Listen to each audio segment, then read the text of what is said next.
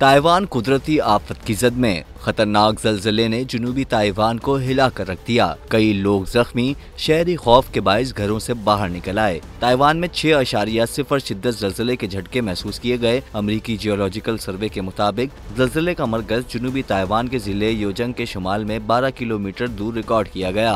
गैर मुल्की मीडिया के मुताबिक खतरनाक जलजले के बायस मिट्टी के तोदे गिरने और मकानात की छतें गिरने से 27 अफराद जख्मी हो गए। ताइवान की सेंट्रल वेदर एडमिनिस्ट्रेशन ने बताया कि 50 से ज्यादा आफ्टर शॉक्स भी रिकॉर्ड किए गए। जलजले से कई घरों की छतें गिर गईं, जबकि सड़कें लैंडस्लाइडिंग की वजह से बंद हो गई हैं। ताइवान की वज़ारत सेहत ने भी 27 अफराद के जख्मी होने की तस्दीक की है।